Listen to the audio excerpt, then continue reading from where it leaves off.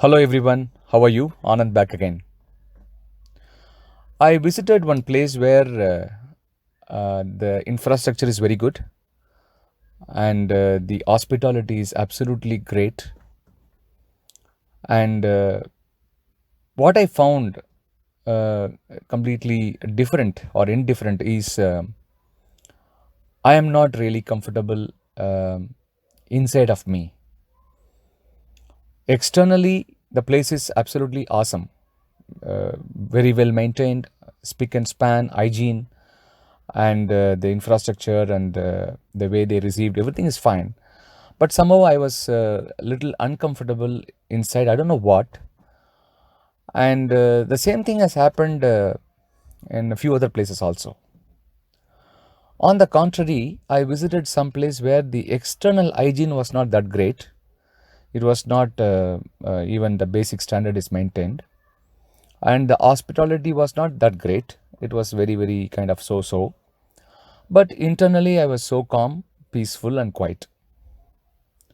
So this has appealed me a few times that what is the difference? Why is this difference?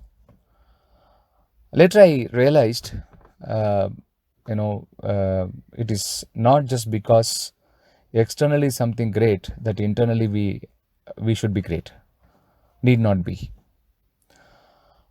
Why?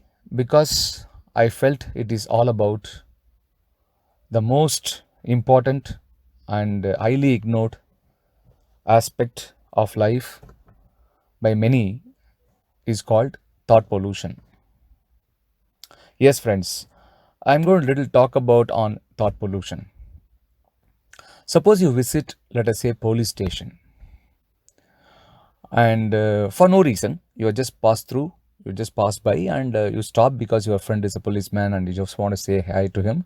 You visited, and you found that the place is not comfortable. Why? What would you expect in police station?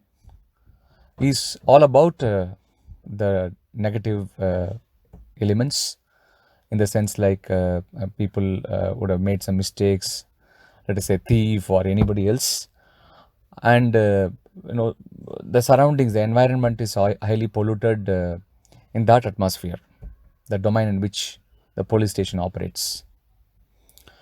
Suppose you visit an hospital. So what would you find in an hospital?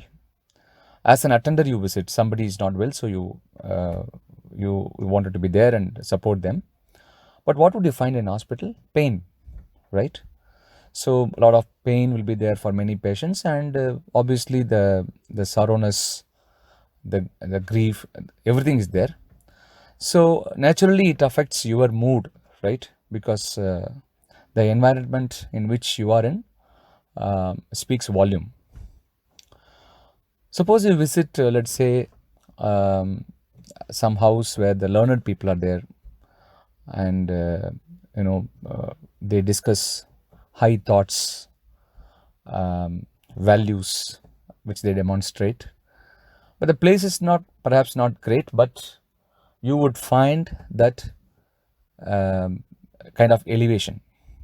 You would find that you are surrounded by experts with a lot of knowledge and wisdom that will raise your mood in a very intellectual way or positive way. And you visit temple, you visit mosque, or you visit church, wherever you go for worship, or you visit ashram for meditation. So what would you find there after all? You find only peace. You're supposed to find actually peace. So it all depends on how uh, people think, how people spread their thought process in that particular environment, that makes a visitor or anybody who visit that particular place would feel that impact of it, the outcome of it. So the thought pollution is very critical area that needs to be analyzed by every human individual, either at home or at work or in social life or in social media. So what kind of thoughts that you present? First thought and then words, right? whatever thoughts you have, that gets articulated in your words in whatever way it is appropriate, that would definitely positively or negatively affect the other person, the receiver. Hence, we need to be very careful and cautious and conscious about the choice of words, before that the thoughts. So how do we regulate, suppose if you have a lot of fear, lot of confusion, or jealous, or any of the negative thoughts which normally happens for any human being for that matter. It just occurs due to life situations and conditions and environment, because it is also because of the environment, right? So the associations also, with whom you are associated with. So obviously when we choose and deal with people who are positive, who are able to inspire you consistently, would make a lot of difference in your own thought process. So you reflect what you receive, and obviously that gets cascaded to multifold, and it reaches more number of people, like it spreads around the society and families and friends, what we call ripple effect, right?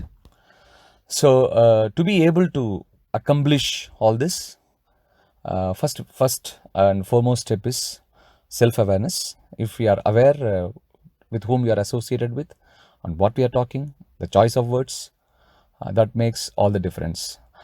By just taking first step, baby step, we will be able to really regulate our processes which are involved.